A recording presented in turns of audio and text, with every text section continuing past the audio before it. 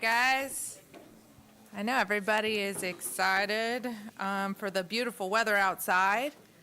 I'm going to start the meeting off with welcoming everyone that's here in person tonight and those that are viewing online. As always, we ask for you to just go ahead and check your cell phone. Check and make sure that it's all the way on silent, not vibrate or low, just so that we don't have interruptions and we can make sure to give the respect and time to each speaker speaking tonight.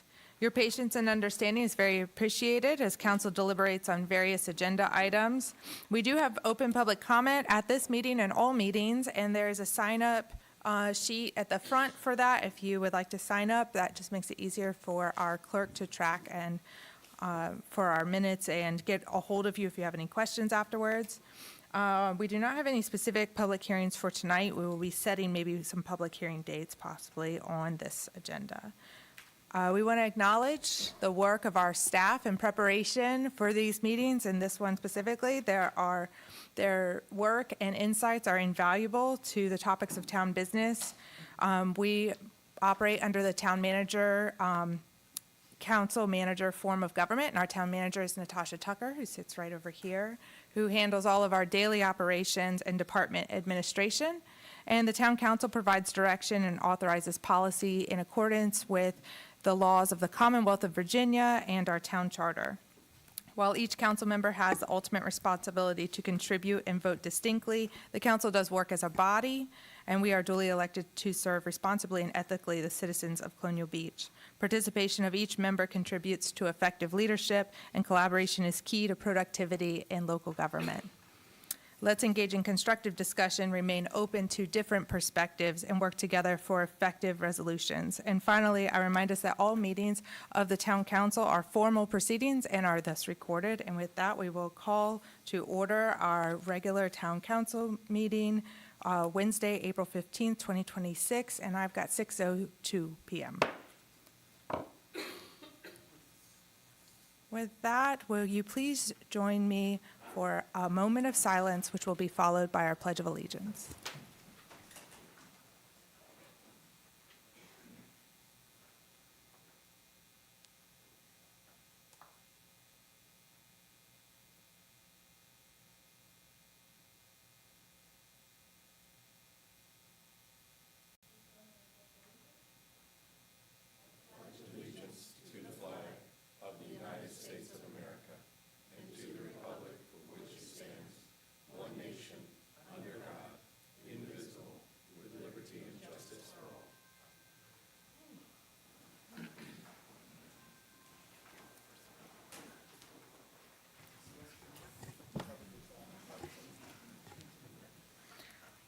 All right, do we have any additions to the agenda, or do I have a motion to approve the agenda as written?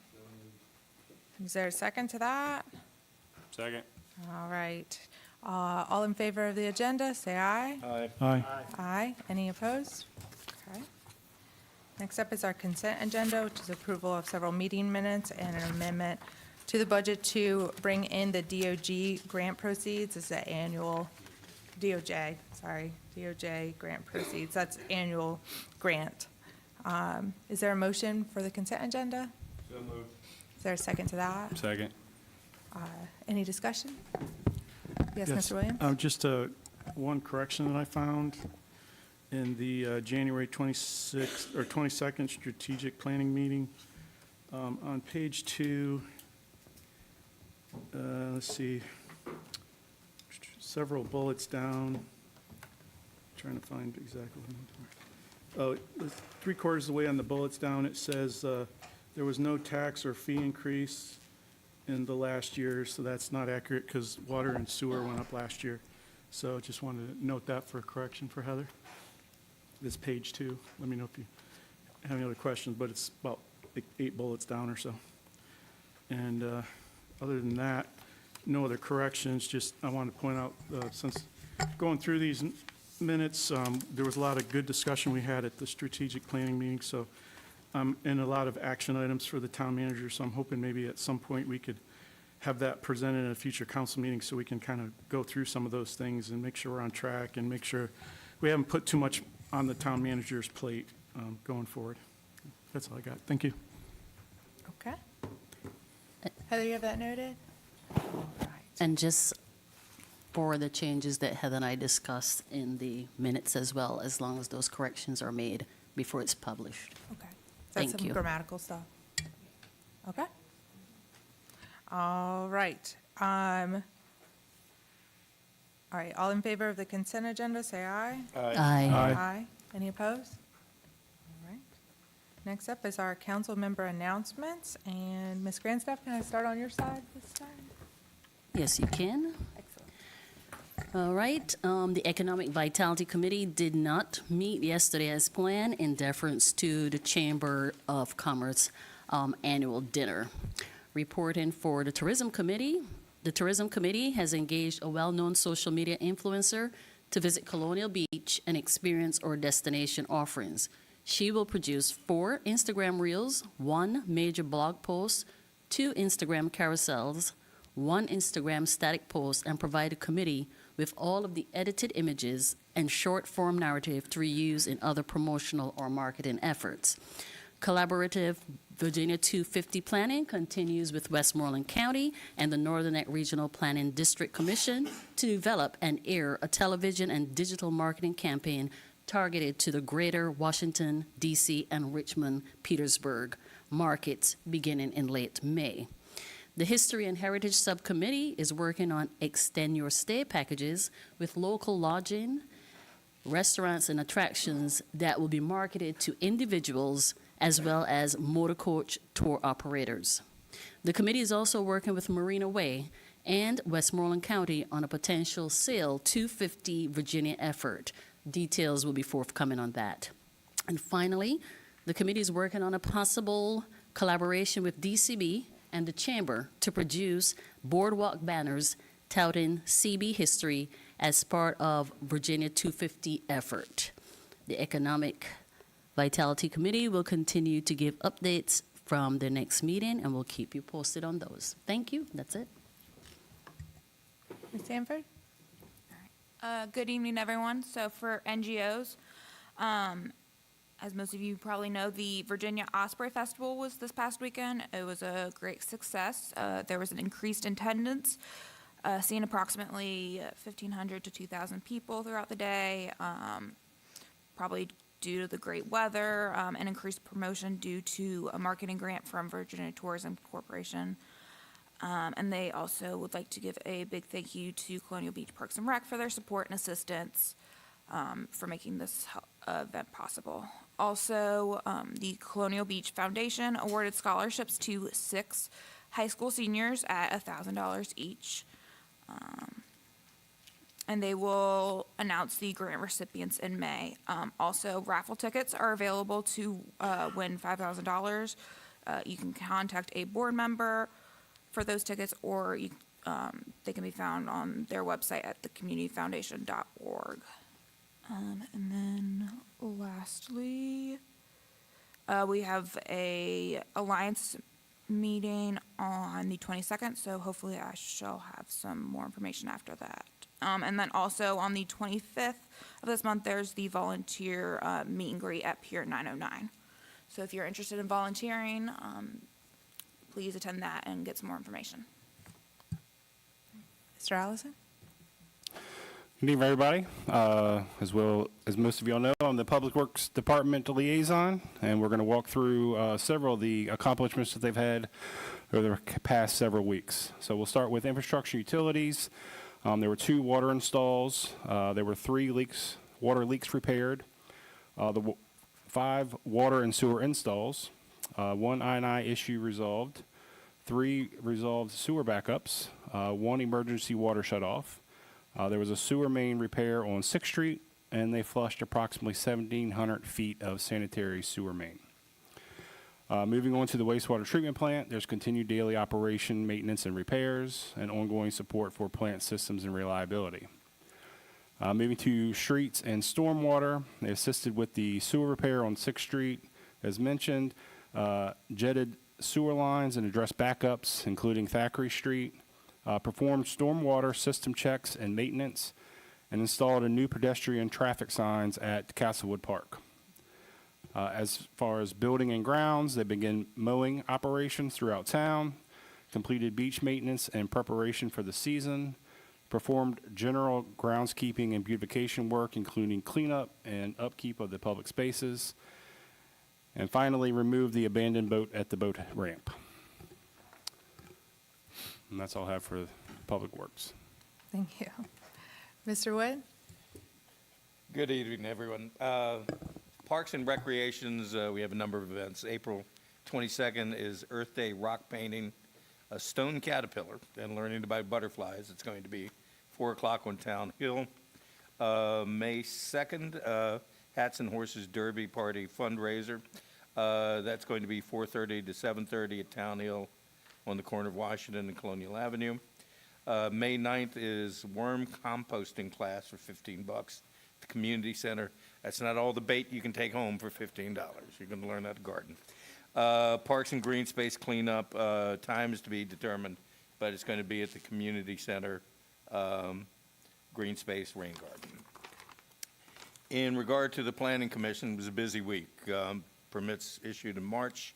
There were 7 short-term rental renewals, 4 tree permits, 1 conditional use permit, 2 sign permits, 1 driveway, 2 renovations, 1 minor home occupation, and 1 change of use. There were 83 walk-ins, and average days to issue a permit, 14 days. That, for any of you remember, that is down exponentially. That's half the time it used to take. So congratulations on that. Letters for this season's short-term rental permits went out in March. They run from May to April. Work continues to secure the pier leases from the prospective property owners. Flyer was enclosed in the business license application letter to remind all businesses of our sign ordinances. Staff will be conducting interviews this week for the vacant planning and community enhancement official. And at our meeting, we had a joint meeting with Town Council and the Planning Commission. The big topic was the monopole tower for telecommunications. The Planning Commission later recommended approval by the council. It's scheduled to be on our agenda for discussion on May 6th. We held a joint public hearing regarding the fire department request for rezoning with a CUP and substantial accord determination for a new building to house equipment and apparatus in addition to a community meeting and event space right next to Lenny's. We held a public hearing for text amendment to permit small-scale production with a CUP in commercial districts to allow for a proposed coffee beanery as well as other projects. A request to authorize a public hearing will come to council on the May 6th work session, and we discuss comprehensive planning needs and efforts. That's it for me. Mr. Larson? Good evening, everybody. As a reminder, I'm the liaison to both the schools and the finance team here on town staff. First, the schools. Last Friday, we had our monthly collaboration meeting between the school administration and the town staff and me. And I cherry-picked a few things that I thought were of interest from that discussion. Dr. Addo and his team are working on contracts for the teachers for the upcoming year, and it's always a tricky process for them, given that neither our budget or the state budget have been finalized, both of which have impacts on available dollars. So I learned a lot about that. It was enlightening. It's a challenge for sure. The school will begin its financial audit in the second week of May. They just took delivery on a new 77 passenger bus. It's in service now. They had a career fair on April the 9th and had great support from Public Works and the Police Department. Thank you both. And this past Monday, just 2 days ago, was the scholarship banquet that Ms. Sanford made reference to. More to come on that, on the results of that. As far as the finance team, you'll see tonight that Ms. Oakes is going to be debuting a new version of the quarterly financial report. I've had a look at it, and if you've seen the packet, you have too. I'm excited about the improvements. The budget work, I assume, is wrapping up since we're going to be calling for a public hearing tonight. And the town audit will be the week before the schools, starting on May the 4th. And that's all I have. Mr. Williams? Let's see, just a few updates from the police department. Let's see. The Colonial Beach Police Department is proud to announce that we have hired 2 new officers, Officer Brian Holmes and Officer Clavante Taylor. Both officers started this past Monday and will be attending the police academy starting on April 20th. On Thursday, April 16th at 9 a.m., the current DARE class at CB Elementary School will be graduating. The Colonial Beach Police Department congratulates all the graduating students on their accomplishment. The next Neighborhood Watch meeting will be held on Thursday, April 23rd at 5 p.m. in the community room next to the police department. This will be a joint meeting with the Westmoreland County Sheriff's Department. The topic for the meeting will be summarizing or summertime safety and dispatch. So that sounds like an interesting one. The police department is proud to announce that Officer Nathaniel Romaz has been named the 2025 Officer of the Year. CB is very proud to have Officer Romaz on their team, and we thank him for his service to the department and the community. Congratulations to him. That's all I got. Thank you. All right, I got a few updates myself too. First, before I start with all the updates, I want to particularly give a thank you to our Assistant Town Manager, Kyla Brower, who has had to step in as Natasha was out of town. I was out of town, and some very significant things happened during his week-long stint in that, and he's done it before, but I just think it's worth noting what big shoes that is to step into, and how grateful we should be to have, the team of both of you, and how easily and seamlessly that can happen, and everything just moves forward as it should. I don't want to take that for granted, so I just want to give you a thank you and a shout out for that. Also, over the past few weeks, Easter happened, and a lot of activities in town. I want to thank all the volunteers and for the town Easter egg hunt and all the other activities that happened during town, and especially want to highlight then the kickoff of our event season, which was the Osprey Festival, which this year, because we finally had beautiful weather for it, I would say was just fantastic and very well attended. If you saw downtown was bustling through Friday, Saturday, the whole weekend from it, and I think it forecasts a lot of positive things to come this summer to see that activity so early in April for the town. And thanks to Public Works for all you do and the PED for getting ready for these events. You know that is getting ready to kick off in a big way here.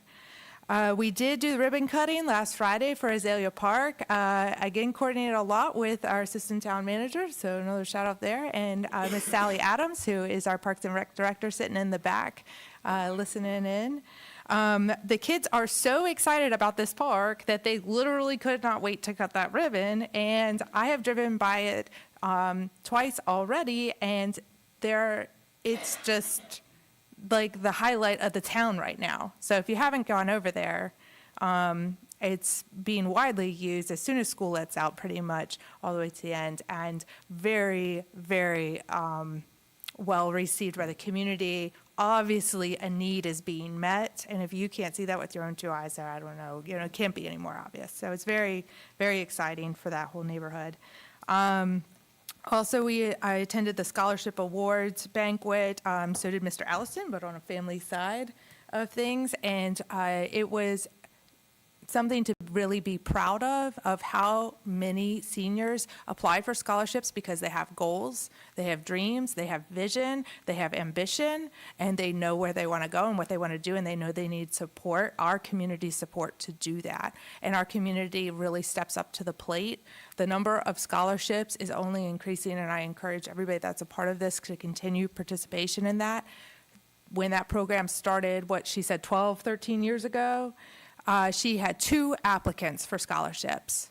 And this year they had, 33? 19. Okay, 33 out of the class and 19 of the 33. So which was a whole nother breadth of kids that are saying, hey, I want to do something. I need your support to do it. And let me tell you about this. And interviewing those kids was so impressive. I could not be prouder of the graduating class from Colonial Beach High School this year and getting to know them a little bit better through their essays and through their work in the applications. It's just a very proud moment. And I think the whole community has a lot to look forward to from these young individuals. Well over, probably over $60,000 that was given out. I think easily over $60,000 given out, and it to great needs and also great things to come. Not just college, a lot of technical schools, people wanting to be entrepreneurs, opening their own small businesses straight out of high school. I mean, a breadth of just awesomeness. So graduation is still yet to come, and that will be exciting as well. The next thing I have, Mr. Wood already talked about the Planning Commission meeting, so I'll just thank the Planning Commission meeting for that public hearing. Went very smoothly, and we'll continue to move forward on that piece with the possibility of a Verizon cell tower and opportunity for other enhancements to our technology here in town. If you haven't seen or driven by the Sandlot, which is the T-ball field, community baseball field over by the community center, it is in use. There is practice there at least 4 nights a week, if not all 5 nights of the weekday. That field also hosts games for T-ball. It is not regulation for the higher levels, but it is regulation to T-ball. So if you want to see Westmoreland Little League or cute little 4, 5, and 6-year-olds hit off a tee, I recommend you go over to the Sandlot Saturday, the 18th, which is this coming Saturday at 9 a.m. is the next T-ball game. And then again, Friday on May 8th at 6 p.m., there will also be a T-ball game, and it's a lot of fun. And lastly, we had a request, an email came in, I believe to all of council, but if only I got it, you guys correct me if I'm wrong, about regulating swimwear on the beach, maybe obscene kinds of swimwear on the beach.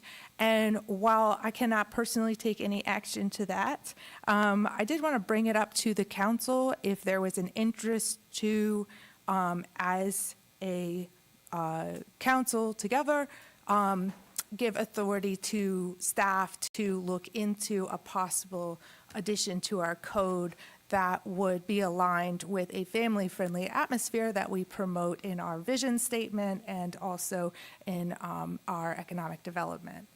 So I just wanted to bring that forward because I don't have any information on it. We don't know where it's going to go. I don't know what the code's going to be, but I can't direct staff by myself, so I want to see if there is interest on council for them to, obviously it'd be after budget season. I know we're heavy in budget right now. Any interest on I that? think if we have more than one person, there may be an instance where we should do that. But if it's only one out of the hundreds or even thousands of people that attend the beach, then we should probably wait till we have more issue, More complaints, you think? maybe more complaints. Okay. I'm just bringing it up, see where it goes. If Yeah, there's, I wouldn't be in favor of trying to regulate swimwear, honestly. okay. All right, I'm not seeing, I agree. It's hard enough to enforce the dogs and the grills and all the other rules that we can enforce. So somebody going around enforcing bikinis, I don't see that I happening. mean, they might want to go around and force bikinis. No, I'm just messing. Okay.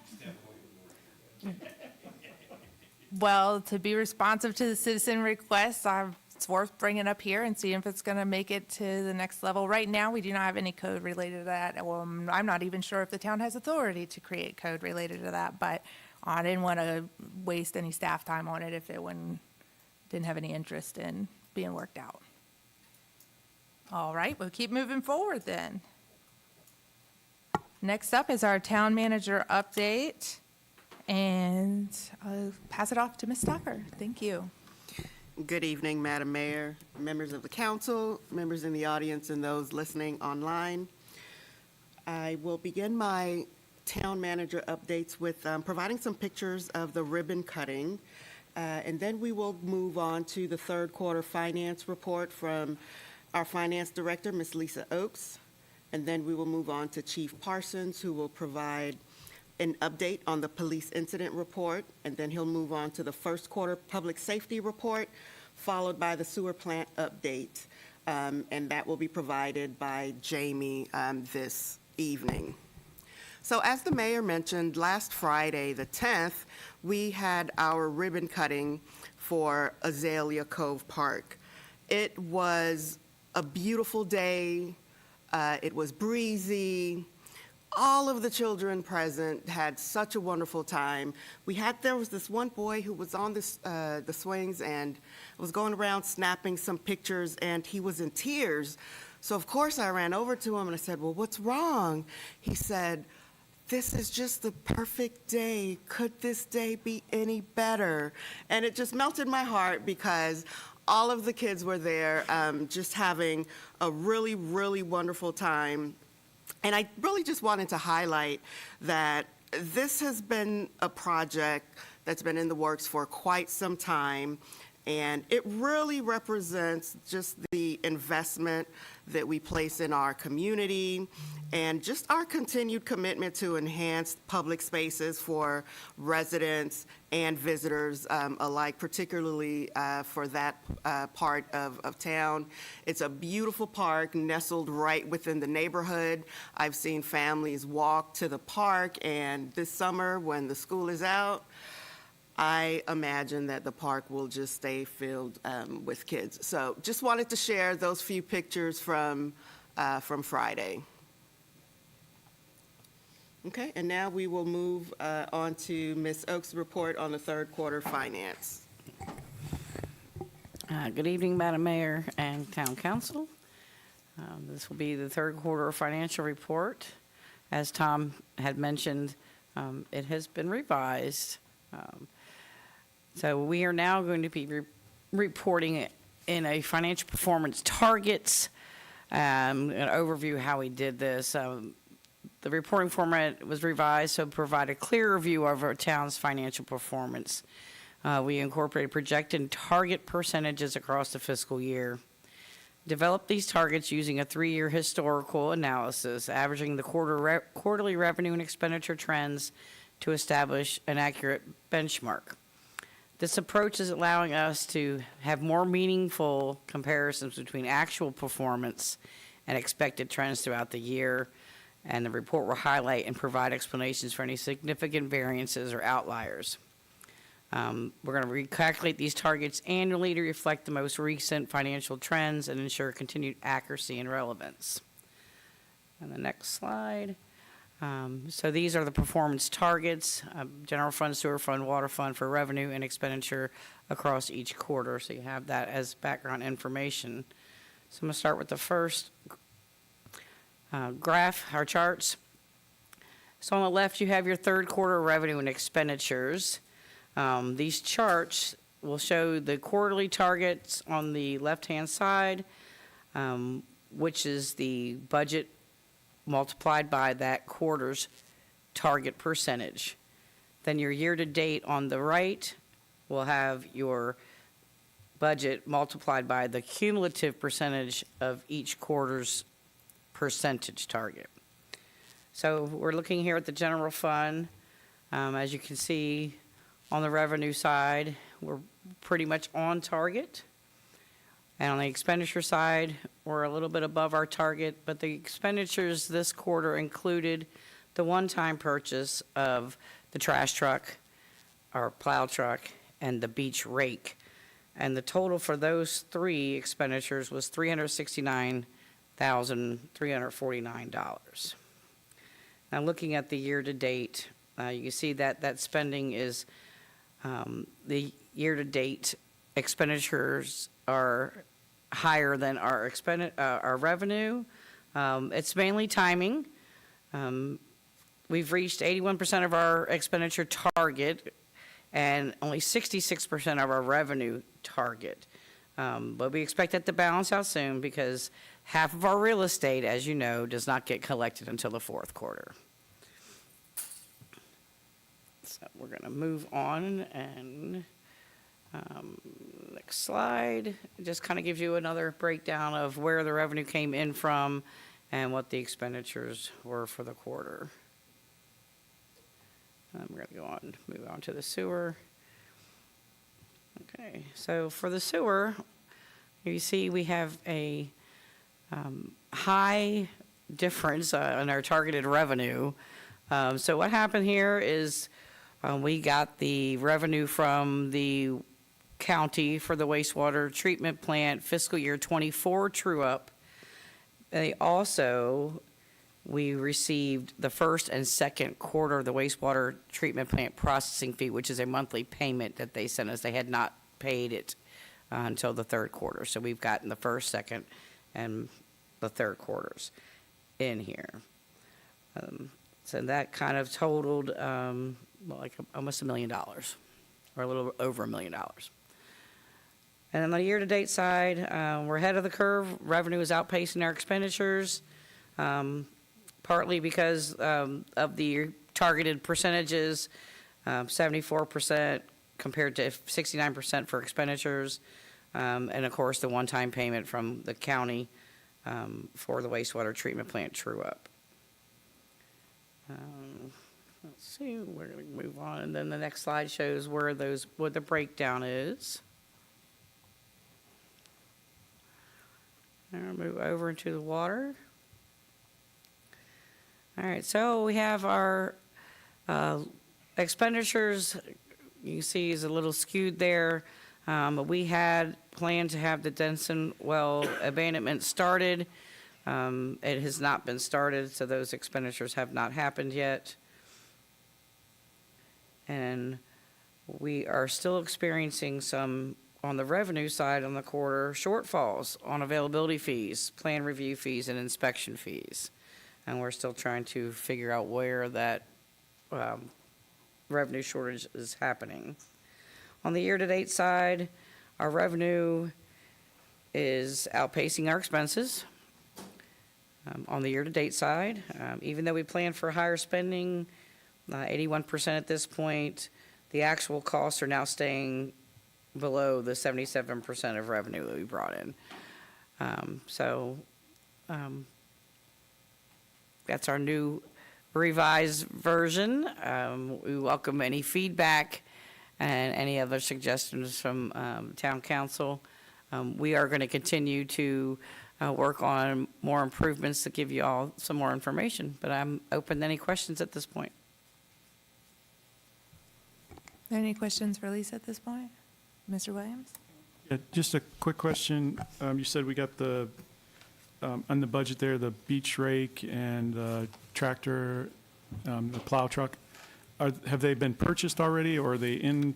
I know the trash truck, I think, takes 3 years, but is the beach rake and the tractor been purchased? We have purchased a trash truck. I don't know if you've seen it in town. It's very beautiful, with a nice logo on there.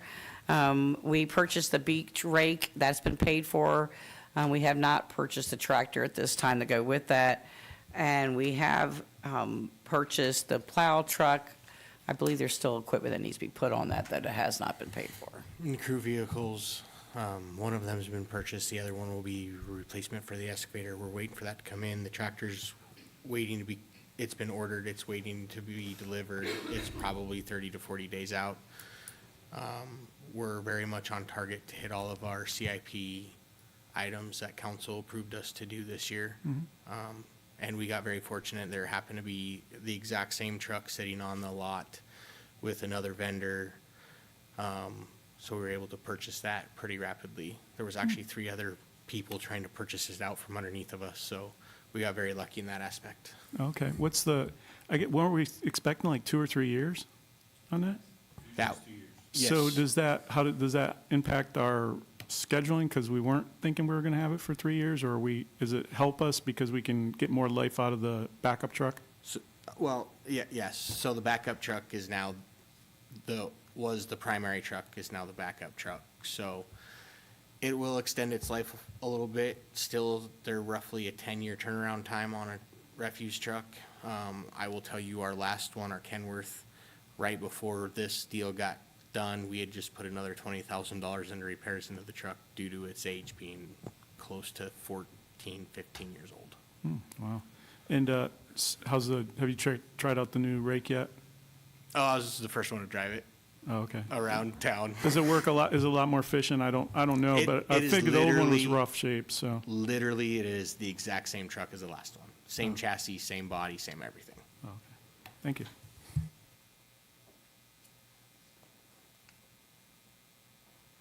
Any other questions? Yep, quick question. Yep. The old trash truck that's 15 years old, are we planning to sell that, recoup some funds? It was traded in on the Okay. new one to save some town some money. Roger. It sounds like all those came in under our CIP budget as well. Yes, they did. Right. Great. That's a good point. What was the projected amount versus what we spent?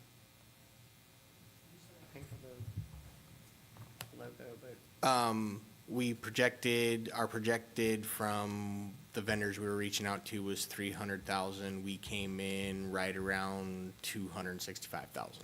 Okay, that's good to hear. Save taxpayers some bucks. Thank you. Any other questions? Okay. Chief Parsons. Thank you, Madam Mayor, members of council. To begin, I wanted to start with the update on the use of force matter. Following an independent review into the November 8, 2025 use of force incident stemming from a traffic stop and arrest, I've made the decision to terminate Christopher Porosky for violations of department policy. During the stop, officers determined that the driver was unlicensed, operating vehicle with falsified registration, and had outstanding warrants in Maryland and Virginia. The driver resisted arrest, and officers used force to take him into custody. The independent review, which was conducted by retired Police Chief Anthony A.J. Panabianco, concluded that while some level of force was justified based on the man's resistance, Porosky's actions during the encounter violated department policy and were not consistent with his training. Porosky held the rank of sergeant at the time of the incident and was the supervisor on scene. Although Northumberland Commonwealth Attorney Jane Wrightson determined that there was no basis for criminal charges against Porosky, the policy violations identified in the independent review were serious enough that they warranted termination. The consultant who conducted this review is a retired chief of police who has extensive experience in law enforcement operations and use of force analysis, thus ensuring an objective assessment of the facts. Termination is not a decision that is made lightly. Our community expects officers to exercise sound judgment, apply appropriate tactics, and adhere to policy, particularly in high-risk or high-stress situations. When those standards are not met, we will take decisive action. We are using this incident to reinforce training and expectations across the department to reduce the likelihood of similar issues in the future. Use of force reviews of this nature require careful examination of evidence, including reports, video, and witness statements, as well as coordination with the criminal investigation to ensure a fair and thorough outcome. I appreciate the community's patience as both the criminal and internal investigations were completed. Thank you. And now we can move on to the quarterly update. This is our first quarter. One more, please. Thank you. In the first quarter, the Colonial Beach Police Department answered calls for 1,247 calls for service. We took 91 incident reports, conducted 108 traffic stops, investigated 3 collisions, and made 31 arrests. Next slide, please. This is actually what we've been trying, we too have been trying to adjust our, the way that our statistics are stored and how the data is presented. So this is the first time that we've used this. We actually tried to recategorize some of the crimes into individual categories rather than having them in the other offenses or general offense category. So as you can see in this slide, during this quarter, the highest frequency offense was simple assault. Then we have the other offenses, and then trespass, destruction or vandalism, and weapons law violations were the top for that quarter. If we can move to the next slide, please. Now, this is from the 2025 stats by comparison, and we weren't able to readjust the data on that. So that's reported in our the way it was previously reported.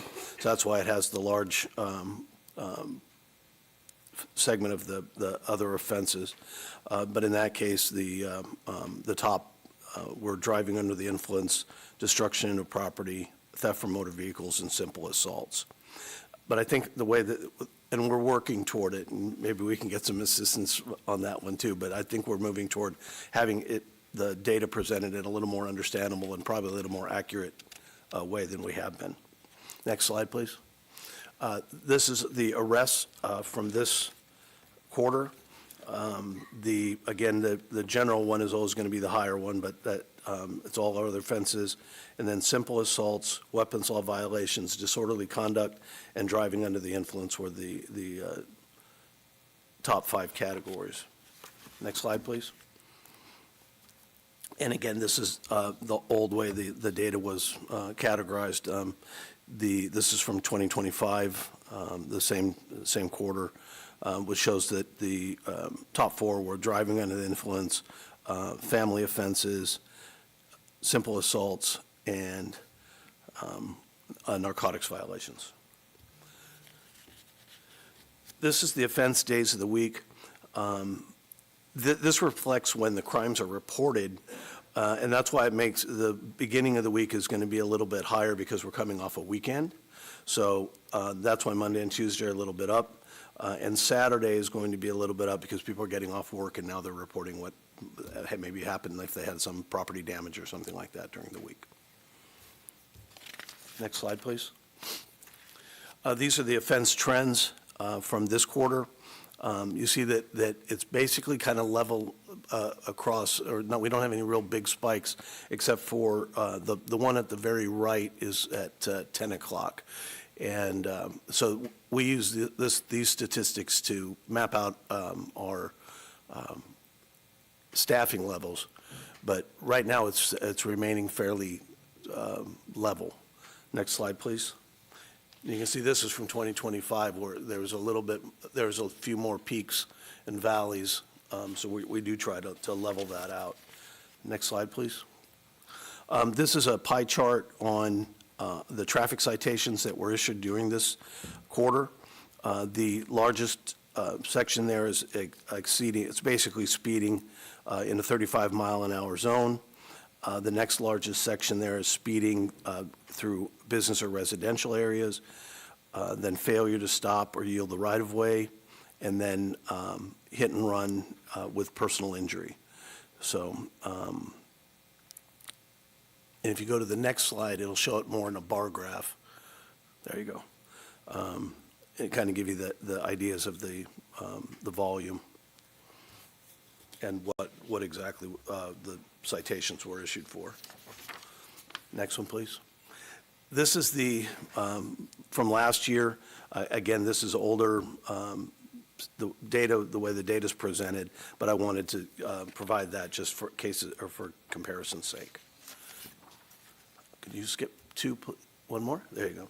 So this is for the Colonial Beach, or statistics for the Colonial Beach Volunteer Fire Company. There were a total of 56, or correction, they during the first quarter, they answered a total of 137 calls. 56 of those calls were fire calls, 12 were motor vehicle accidents, 58 were emergency medical services, 11 were public services, and they served a total of 337.43 man-hours during that quarter. And they're marshaled an average of 3.51 members per call. And one more, please. Thank you. And this is from the Westmoreland Department of Emergency Services. WDES responded to a total of 230 medical calls in Colonial Beach. They averaged a total response time of 8 minutes and 48 seconds to each call, and conducted a total of 125 transports. And that's all I have for this quarterly update, if there are any questions. Yes, Mr. Wood? Chief, in comparison on the response times, how did this quarter compare with the previous quarter? For the emergency services? To be honest, I'd have to go back and check, but I can get that information for you. I apologize, I didn't It would bring. be interesting to see. Thank you. Yes, sir.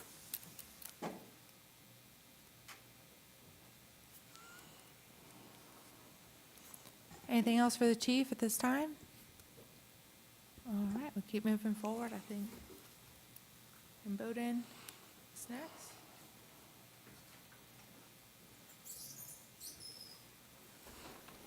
Good evening, everyone.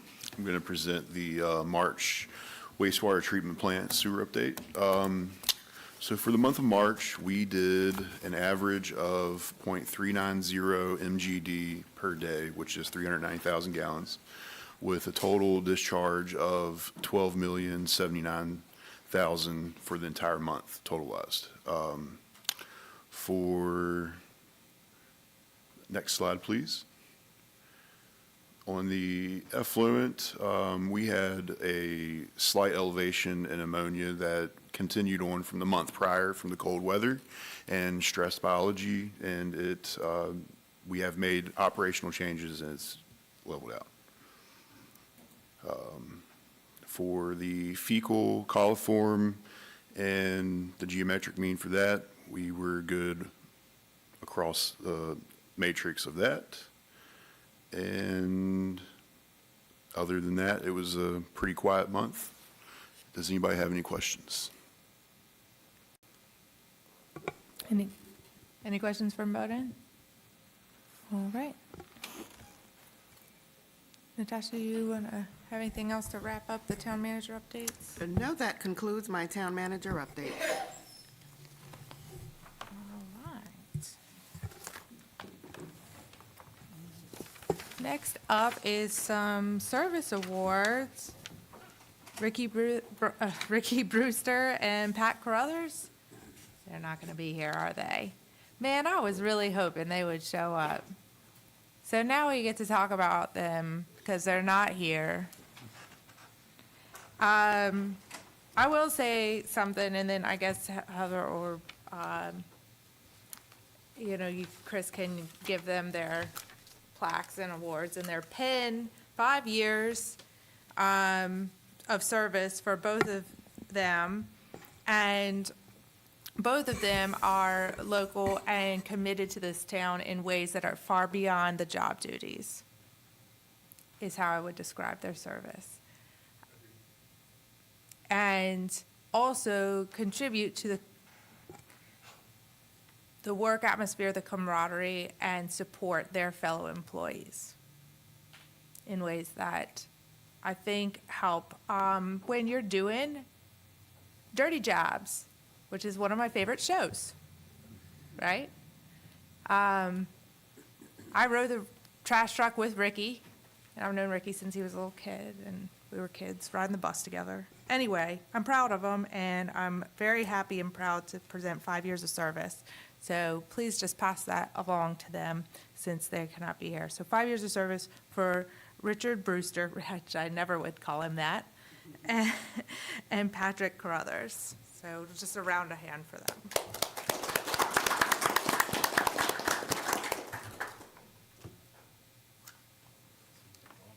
I know, it does seem like longer. I couldn't believe it was only 5.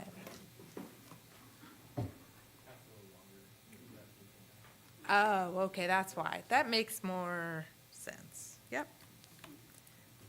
All right, next up, we welcome our district supervisor and chair of the Board of Supervisor, Mr. Trivett.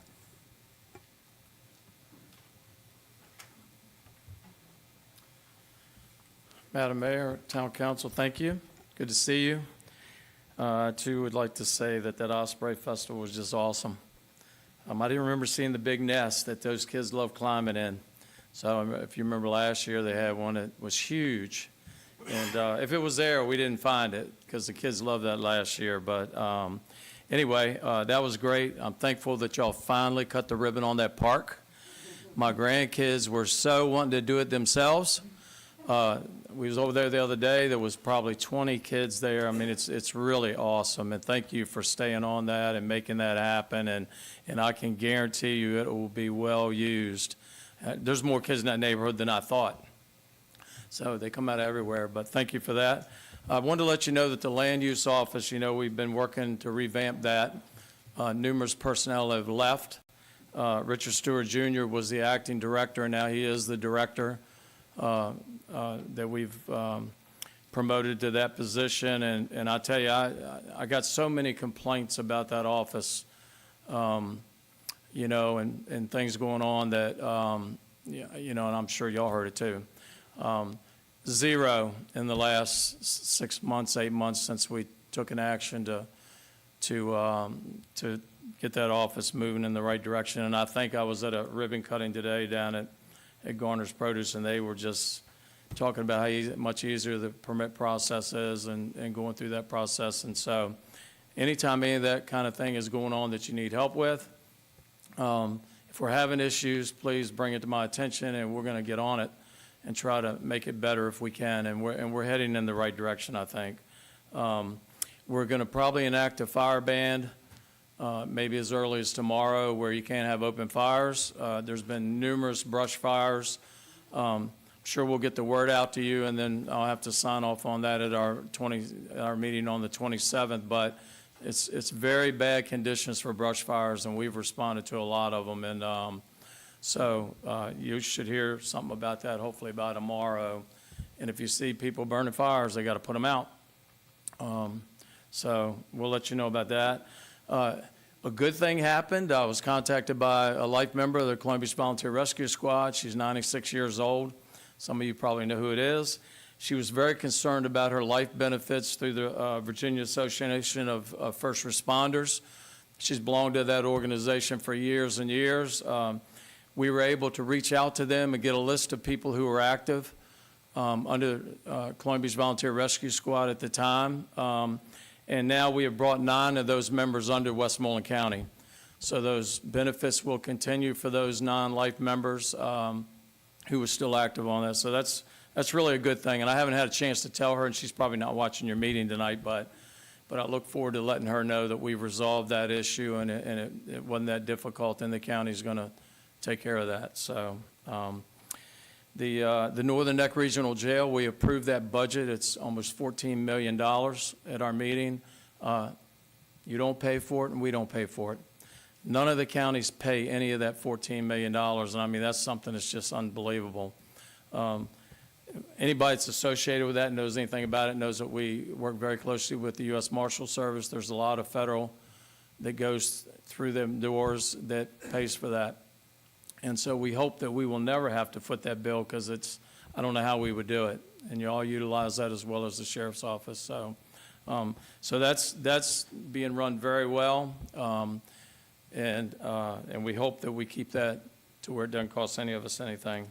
We recognize a couple members at our meeting as well. Bobby Ramey was 61 years with the Westmoreland County Fire Department, and many of you know Eddie Weston, who was a mail carrier for like 35 years, and I can remember going to the mailbox, him to live in our mail for years and years. So longtime fire chief for Westmoreland County. They're still active.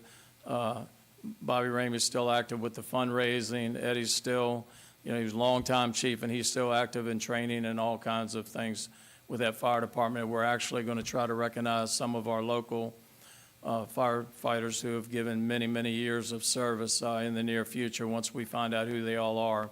Because there's a lot of volunteers, and a lot of them aren't with us any longer, and they deserve that recognition for the many, many hours that they take away from their families and volunteer and go into fires and do things to risk their life every day for this town as well as for this county. We approved a proclamation. It was the 45th anniversary, Crime Victims' Rights Week, and we approved that. That's a pretty big deal. And so we did that at our meeting. And other than that, we're rolling right along. I recently met with the architect on the building plans for hopefully a new EMS building, and Some of you sent some comments about some things you asked questions about. I hope he got back with you. He answered those questions when I met with him. If he hadn't got back with you, please let me know. But hopefully, we'll sit down again with the town manager and the mayor and whoever, and see where we're at with that process. We're keeping it. It's moving along. It's a little slower than I'd like to see it move, but we're still letting you know that process is still in forward motion. So we hope to see something in the near future. If nothing else, a picture of a building. Then we'll go from there. Any questions? And I think that number that the chief put up there for response times, I think it was almost identical to the last quarter. I mean, that's unbelievable. 8-minute response time is really good. I think the national average is 15 minutes, or that's what the requirement is. And so we're there. They're here in town, even though they're gone most of the time. And Oak Grove has still responded down here a lot of the time, as well as King George. But I mean, this is one of the most active stations in this county. So I think it's working very well, and we're going to keep that up. If you questions, anybody, about anything? Mr. Williams? Yeah. Do you have any updates on the budget? I haven't heard anything from the county side. I'll tell you what I'll do, Mr. Williams. When I have an update, I'll call you personally. Okay. I will tell you that it is being worked on. We're trying to resolve this year's issues first before we can move forward with next year's budget. And I think that we're getting fairly close to that. And I do. I think, it's being worked on every day and trying to straighten out some things that had fell behind. And I think we're making a lot of progress there. And so hopefully then the new budget will come behind that. But I would say it's going to probably be at least another month. I mean, we're going to probably be right down to the wire of approving. So the General Assembly's actually done us a favor by dragging their self out, because that means we can drag our budget out if we had to approve it. That date moves as long as they move the goalposts, which, they'll come back into a special session again. But anyway, hopefully that will be soon. Believe me, I'm as anxious to get an answer to that. But I think we have the right people working on it that's going to help us out, and we'll be better for it. Okay, thank you. Any other questions? To springboard off to that, Ms. Coswell, is that who it was? Yes, the interim? she's the Is acting county administrator. Okay, do you feel that she has a hand and that's moving smoothly as well since January? Absolutely. Okay. She's been the assistant county administrator now for, a few years. So she's staying on top of that. I'll just tell you that she has a 30-plus year veteran that's mentoring her and helping her to know what she needs to know. And I've been down there, on a few occasions, and I've been in a few meetings, and I'm confident that our former county administrator, Mr. Wasabi, he knows the answers to the questions, and he's doing a great service to Westmoreland County by agreeing to come back and help us get straightened out and move forward.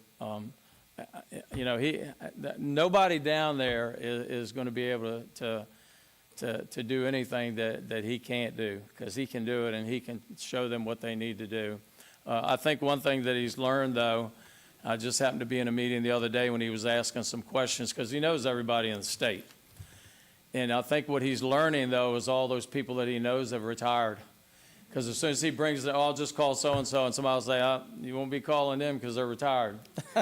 So I think that's one thing. He's lost a lot of points of contact because most of those people have moved on to retirement. Anything else? Okay, thank you. Thank you. Always good to see you. Thank you. All right. Have a good night. All right. Dr. Addo sent us an email, and he will not be able to be present tonight, but I think we updated the scholarship stuff, which was important for the schools. So we'll keep moving forward with our public comment for tonight.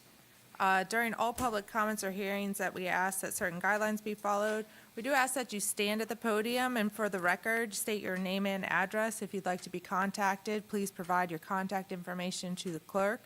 Make your comments to the council as a whole. Be brief, state your position, and provide facts. And you can provide any written statements or supporting materials to the clerk, which is Heather Oliver right here, and she will distribute them to the council and town manager. Debate is prohibited. Follow-up on comments is provided by the town manager, which is why it's important to give your information to the clerk. And then speak clearly, as we want to hear what you have to say.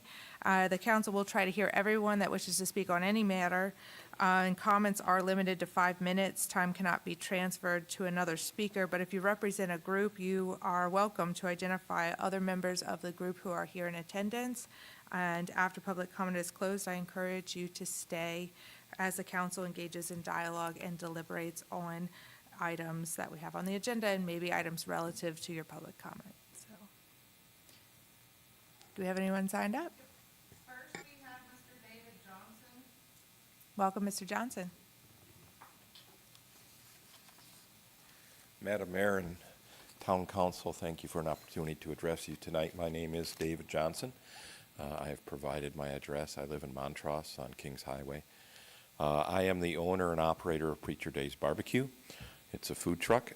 A year ago, I met Bill Britt at a Northern Neck Small Business Association meeting. He invited me at the time to come to his lot with my truck and bring my barbecue.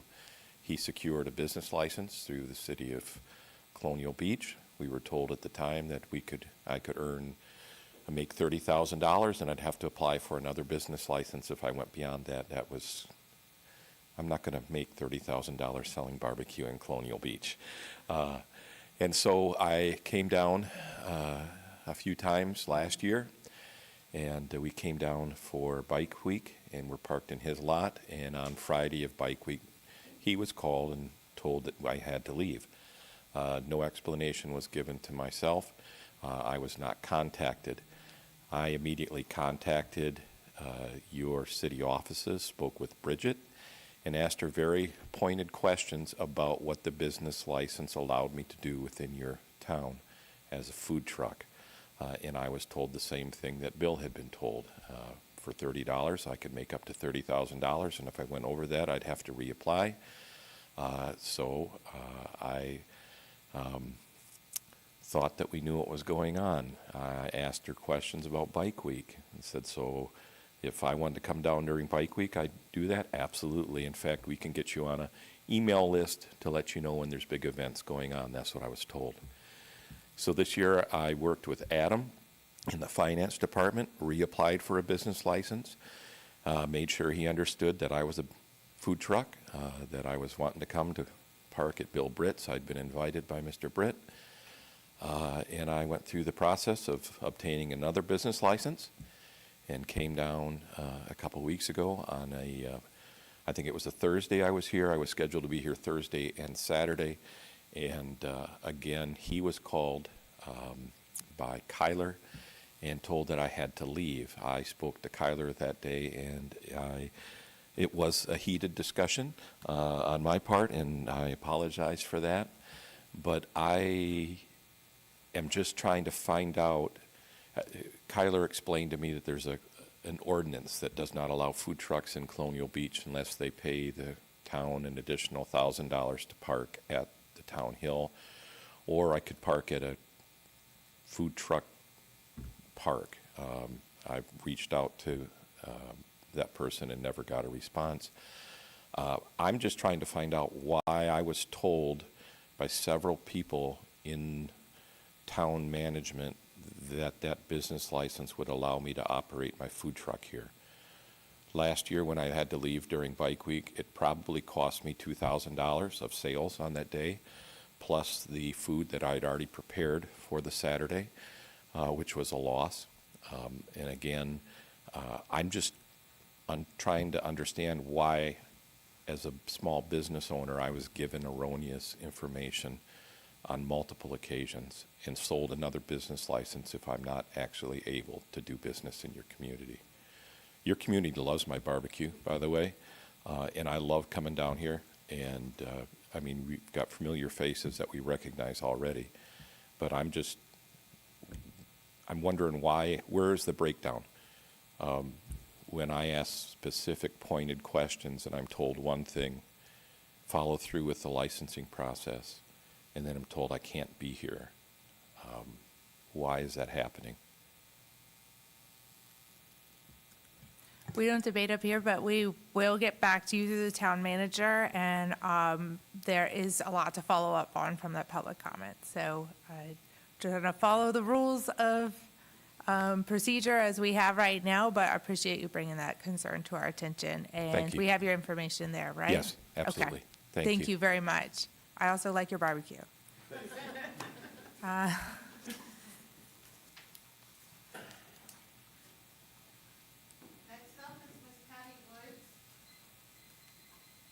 Welcome, Ms. Woods. Hi, so I'm also here kind of in defense of the food truck deal. I also serve on the tourism committee for the town, and I do marketing and public outreach for the Boathouse Marina. The food truck thing seems to be just needs more defining, I think. One of the things about food trucks is you want the truck to come to where you are. So in the case of the marina and our courtyard, we wanted to be able to put them in the back of the marina. We have ample parking, we have a huge courtyard space, and it services the people that come in by boat only that have no transportation. So, but that seems to be in jeopardy with what happened to Preacher Dave's operation. Though there have been food trucks operating on Marina Way and Monroe Bay, Denison has the oysters at Ice House. There's been several other trucks that have come around. So I think it needs more defining. And I don't want to continue to invite food trucks to come to the courtyard if they're in fear of them being shut down, since they've already got to buy food, put it out, put the time and expense, because we don't pay them, they come and set up. We don't get anything from it except to make it easier for the boaters that are coming in to be able to get off their boat, grab a sandwich, sit in the courtyard, and go back to their boats and sleep for the night or whatever else they want to do. So we're trying to increase the tourism, but we also want to make sure that we're not violating any of the laws. And right now, they seem not quite clear, because we didn't know we were doing anything that could even be wrong until I heard Dave's story, because I'm a big fan of his barbecue. So anyway, I just want to make sure that when you look into them, I'd like to participate from a tourism side in that discussion, and also make sure that we're making all the rules same for everybody. Because, like I said, there are trucks that have been operating towards the water and had no problems at all. So I just want to make sure we've got it right. Thank you. Thank you. Next is Mr. Nigel Long. Welcome, Mr. Long. Nigel Long, 115 Lynn Haven Court, Colonial Beach, and boy, that's a challenge to follow those two comments, because I don't think anything I've got to say is nearly as important. I wanted to start by congratulating you and the town staff on the good things that have been going on. Azalea Cove Park, that was fantastic. Had the privilege of being at the opening and seeing what you all did. It was great. The Osprey Festival, all the people in town for that. Even sand on the beach, although I hope you're going to get out there and color it a bit. All those great things that you're doing should be noted by the public as we get on to the more difficult thing that I want to talk about, which is budget and financing. I'll let you decide whether the bad news or the good news is that I won't be able to be at the next meeting. While I think of you as my second family, I'm actually going to visit my first family and won't be here when I think the public hearing, I assume, will be at the next meeting. So when the subject really is about the water and sewer fees. And the first thing I've done recently is to check what the fees are, both in Westmoreland County and in King George, compared with the proposed fees that were in the agenda package. So if I done this correctly, I'm sure Ms. Oakes will correct me if I get this wrong, we are proposing an annual fee for the two of them of $1,517 per year. King George online says their average fee is $1,926, and Westmoreland County is just $20 a year less than us at $1,492, if I'm interpreting their documents correctly. So first of all, even the new fees that we're proposing seem to be within the range of what local jurisdictions are charging for water and sewer fees. So I thought that should be on the record. But you're in an interesting position this year. Thanks to the reduced enrollment in the schools, and therefore presumably the reduced amount that you'll be paying the school district, you have $267,000 that you won't have to spend this year that you spent last year. And that, I think, gives you an opportunity, perhaps, to do something about the water and sewer fees. Obviously, you have other fee structures around trash, and you're not constrained by the fact that you've set up that fee to actually administer that as a separate fund, and I understand some of the challenges with that. Therefore, I was wondering if there isn't some way that you could take an element of what's in the water and sewer fees and pay that out of the general fund in order to bring that 8.5% increase down to something more realistic. Clearly, you have inflation to deal with. Everybody has inflation to deal with. I know how much more I'm paying in Food Lion than I was a year ago. But if we could bring that down to a more realistic level, particularly for those in town that can't afford it, I think that would be a great thing to do. I will say I did go through every line item of the budget that you published, and if I'm not sure if Mr. Trivett's still here, but if there's anything you could do about that Westmoreland Dispatch amount, which you've got in the budget at $115,000 more than it was last year, I don't know, you could fund a Parks and Rec department if you wanted to out of that money, just as a suggestion. The one thing that intrigues me as I went through each line, an amount to Amazon of $34.90 appears 3 or 4 times in that budget. I'd love to know what that was for. But anyway, that's just really to prove that I read the document. Good luck. And I think you should expand your thought processes to see what we could do to keep our water and sewer fees down to a more realistic level and use those funds that won't be going to the schools to help deal with that issue. Thank you. Thank you. Next up is Ms. Susan Mack. Welcome, Ms. Mack. Hi, Susan Mack, 1541 Irving Avenue. I'd like to read you tonight a statement of community support for the Parks and Rec Department and Sally Adams. During the March 18th, 2026 Colonial Beach Council meeting, there was significant discussion regarding the Parks and Rec Department.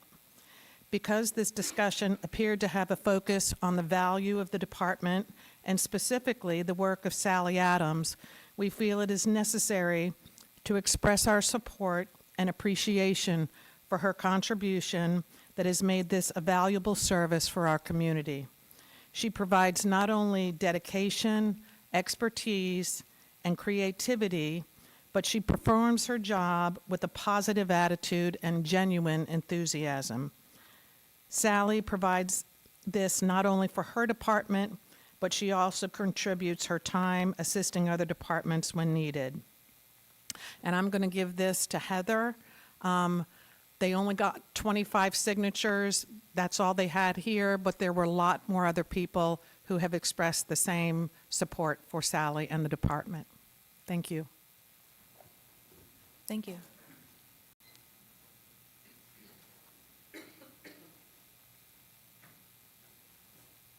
Next is Mr. Eric Nelson.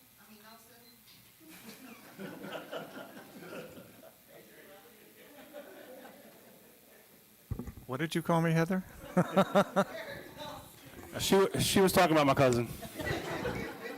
Welcome, Mr. Nelson. Thank you. I'm Eric Nelson. I live at 1321 Lossing Avenue. Madam Mayor, Council, thank you for giving me the opportunity to speak to you this evening.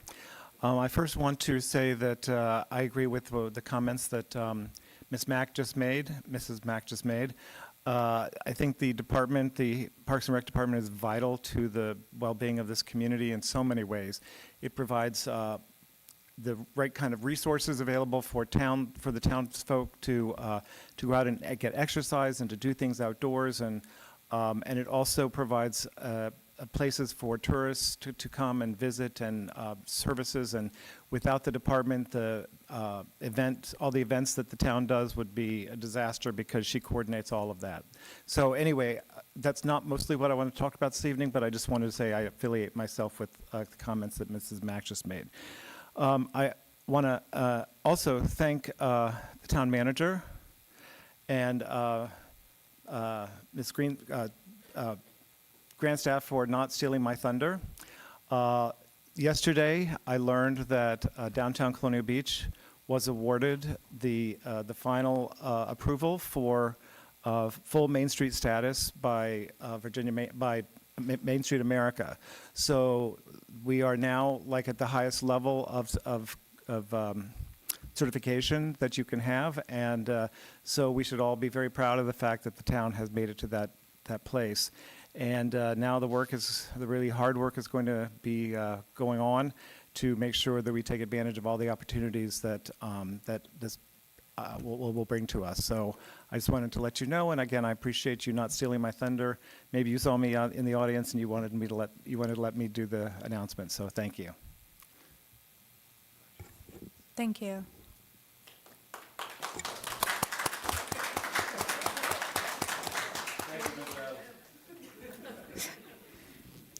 Is anyone else signed up? Okay, would anybody else like to come up? I always have an opportunity in case you didn't sign up. You're still welcome to come up for public comment. All right, with that, we're going to close public comment at 7:18 p.m. And I am going to take a 10-minute recess, and then we will reconvene. Thank you.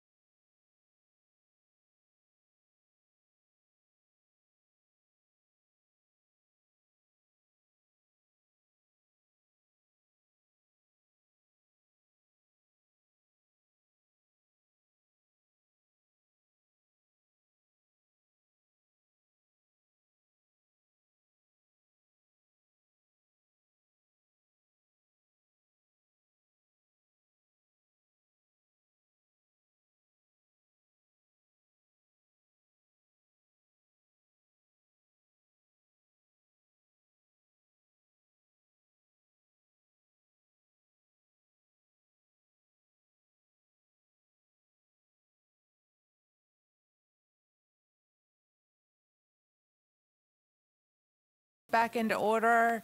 I got 7:30 PM on that. All right, next up is the budget presentation, Ms. Oakes, that we've been working on, and a request for setting a public hearing date. Okay, there is our, the town budget for fiscal '27. Just to get a quick review, impacts on this budget, healthcare costs were increased by 10.8%. Dominion Power, estimating a 15% increase. Our E911, as we've been talking about, is 114,659. They are still waiting to finalize their budget. That is the estimate we were given. We added to $25,000 requested from the volunteer fire department for their contributions. Again, we have continued inflationary costs for goods, services, materials, and our rate of revenue growth has not kept pace with our cost of operations. And as a tourism-based community, we must support seasonal visitor demand while sustaining consistent year-round services for residents. Our bottom line is the general fund is balanced with no proposed tax increases. Reductions we made, we deferred positions for the grant writer manager, the senior planner, the parks maintenance crew member, part-time parks and rec assistant, and a part-time admin staff. Our proposed additions, 3% cost of living for all of our employees, and one new part-time position for a public relations communications liaison. On our water and sewer fund, the steps we took to make the budget cuts, we did additional research into the proposed electric service. As you recall, we first had an estimate of 46% increase. After reviewing SCC, we have now approximate that rate increase be 15%. And we did perform a detailed review of each line item and the prior year actual expenditures. We identified additional reductions and incorporated them into this draft budget. And here on the water fund, additional budget cuts made of $52,182. On the sewer fund, we reduced, we made cuts to reduce it by $169,422, which brought us to our rates. We have a budget includes a 1.8% on the water service rate, which is $1.96 per quarter, or 65 cents a month. And on the sewer service rate is an 8.5% increase. It's going to increase the quarterly sewer amount by $21.44, which equals $7.15 a month. You'll see the new utility rates there. Water will be $105.64 a quarter, sewer $273.62 a quarter. Trash service will stay at $30.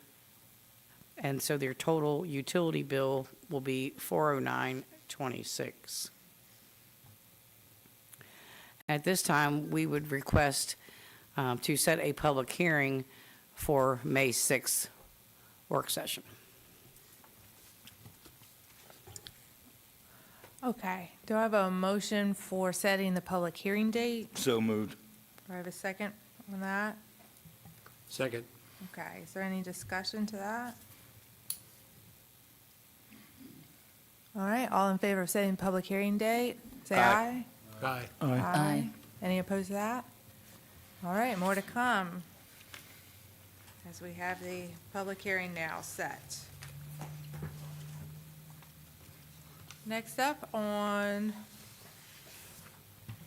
the schools section. Proposed tax utility rate rates. findings.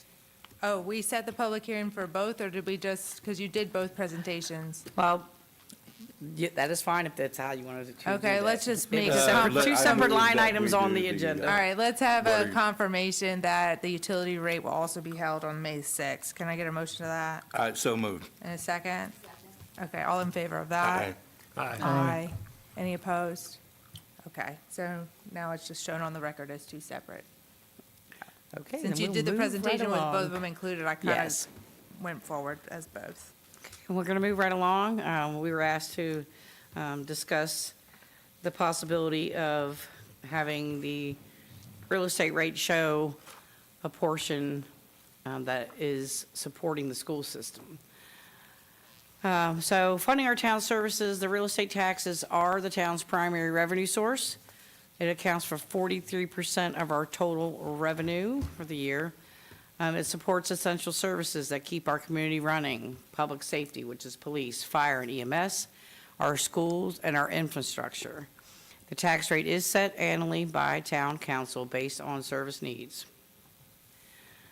Okay, so split tax rate, recap and review. The rationale for the split tax rate, it would enhance the transparency in how tax revenues are allocated. It clearly demonstrates how funding supports both town services and our school operations. It improves the public's understanding of how their tax dollars are distributed. It ensures dedicated and predictable funding streams for core service areas, supports balanced budgeting, and reinforces policy priorities. It strengthens our financial planning, accountability, and expenditure tracking.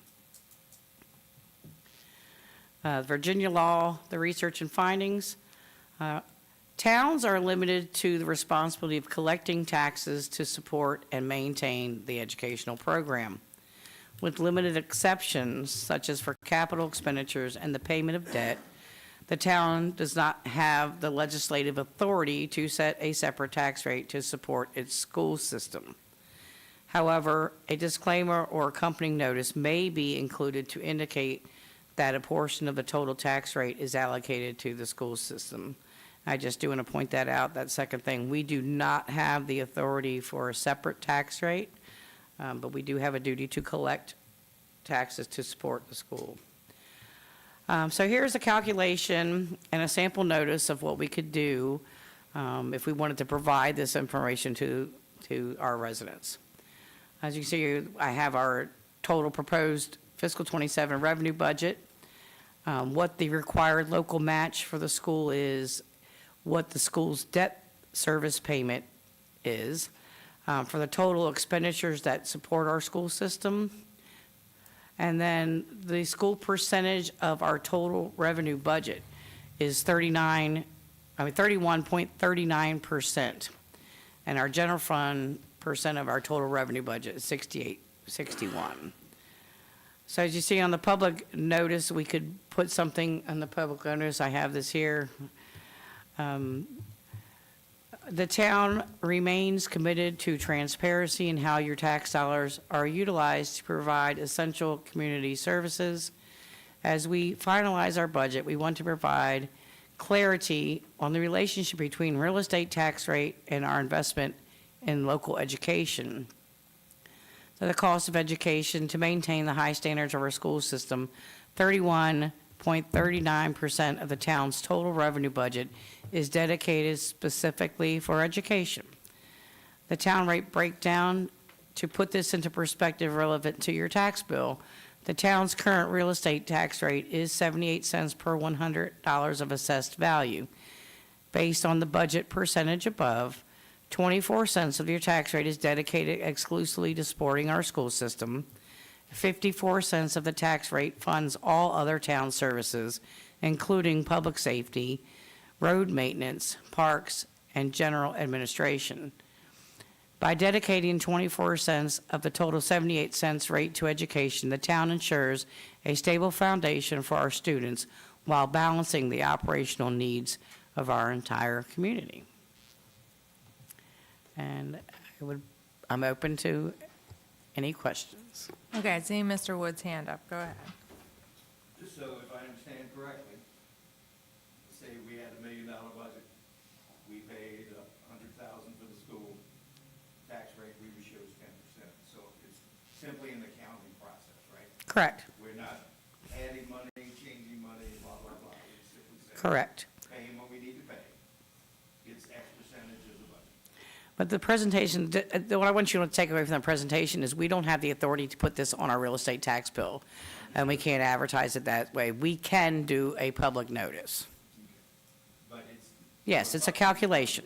So when the county would ask me and say, well, we put a school rate on ours, and you're supposed to put a school rate on yours. The difference is that counties and cities do have the this authority. But correct. because there are only 2 towns, the word town was not included in that legislative authority.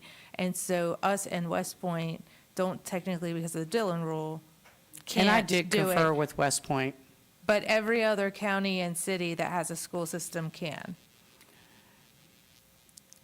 They have the authority to Powell do loves so. telling us no. He's No. the attorney of, No, it's, I looked it up, and they, under the old law, with Colonial Beach having its own school system, I mean, this is law like back in the 20s and 30s, it could have been a possibility.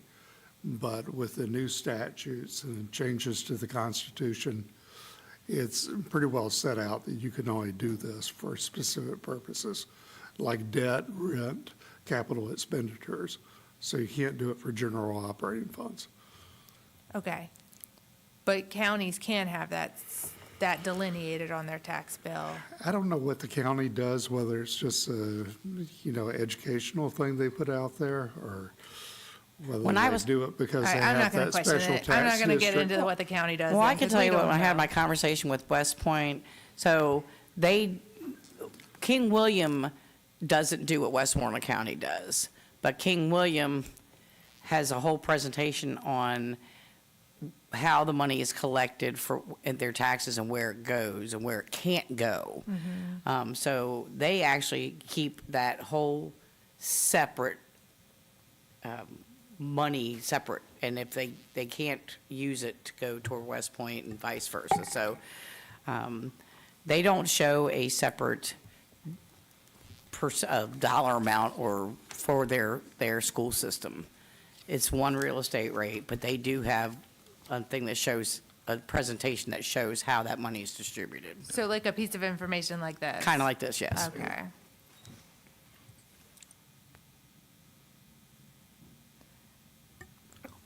All right, anybody else have any questions about it? Is this the kind of piece of information we want to include in a mailer when we do real estate bills or not, or? I will would let you think know it'd the be real good. estate bills are already to our printer and they'll be mailed fairly shortly.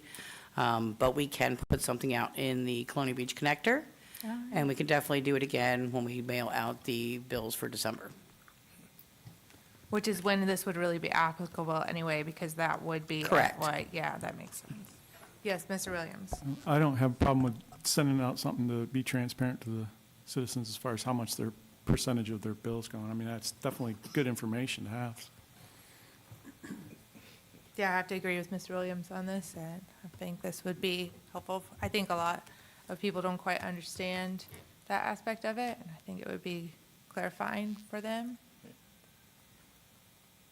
So, all right, I'm seeing a lot of head nods, so I Do think you need a that motion? we have consensus. Yeah, let's go ahead and just put it into a motion. So moved. Question. Oh. Go ahead, we can do the discussion. Okay, yeah, that's fine. So a motion to include this information as a public, in public notice format and the December mail-out bill. For informational purposes only. And you could put that right at the top if For you want. informational purposes only. Yeah, all right, so that's the motion. Is there a second to that? Second. Okay, all right, now let's have discussion. Mr. Williams, go right ahead. Just a quick question. I mean, it's not a lot of extra work for town staff, is it? Or am I missing something? Seems like it'd be a To pretty prepare simple what I just do calculation. here? Yeah. No, I mean, we pretty much do this when we were working the budget anyway. Okay. And we'll be doing that same information when we go to apply for the budget award. It's just another piece. I mean, we do percentages all the time about where the money goes. Okay, sounds good to me. Thank you. Okay, any other questions on this particular aspect? Okay, so all in favor, say aye. Aye. Aye. Any opposed? All right. Thank you, staff, for looking into that and appreciate additional information.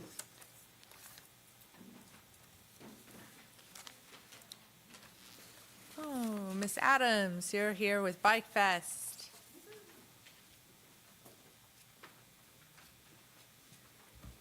Good evening, Madam Mayor. Good evening, council members. Bike Fest is classified as a large or a Class A event. 2026 will be the 12th anniversary for Colonial Beach Bike Fest. This event is scheduled for October this year, and we see no hindrances in terms of scheduling. Bike Fest 2026, October 8th through 11th, has no overlap with other major regional events, such as the Virginia State Fair, which is September 25th through October 4th, or the Montrose Fall Festival, which is October 3rd, 2026, which might impact state and county police availability. So that doesn't get in our way this year. The Colonial Beach, and I say our when I'm reading the document, it's not my festival, but I do help with information.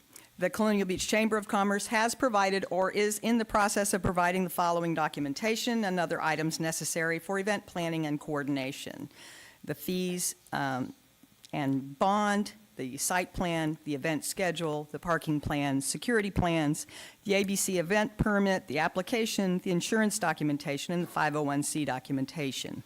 There are only 3 items on that list that are completed, and those are the event schedule, insurance documentation, and 501c documentation. The remaining 6 items are actually in process, and we have been in communication on all of them, and I have paperwork for all 9 items. A set of available documents, including the current site plan, event schedule, current parking plan, event application, insurance documentation, and 501c documentation, have been submitted, and are you all had this as part of the memo. The issue for Town Council is to approve the application for the 2026 Bike Fest as a Class A event, dependent on their completing the listed tasks. You have other alternatives, which might be to approve this as a Class A event without requiring the chamber to complete the remaining tasks. I hope you don't do that. Or to deny approval for the event. The fiscal impact of the event is this: the town's police and public works departments incur approximately $6,000 to $7,000 in overtime costs associated with this 4-day large special event. And there is no parking revenue during the event, as this is held in the off-season or the shoulder season. As far as income from what we might see in income from taxes, we really don't have an accurate way of noting that, as that information is generally proprietary. The staff recommends that the Town Council approve the 12th Annual Bike Fest as presented, with a commitment from the Colonial Beach Chamber of Commerce to quickly complete remaining tasks and continue improving communication between the organizing team and the town. Okay, great. Are there any questions for Ms. Adams? Nobody's from the chamber here tonight? They were invited, so I had hoped to see them, but Okay. All right, do we have a motion for Bike Yep, Fest? so moved. Do I have a second? Second. There we go. All right, is there any further discussion about the application? Obviously, I think where the staff's recommendation is to ensure that the application, the remainder items are completed. So as the staff recommends, are there any questions on that? Can I just have on the last page, can the letterhead have it be changed? My last name is still. Oh, it's wrong. Yeah, Okay. thank you. I'm so sorry. Yes, I'm sure that can be done.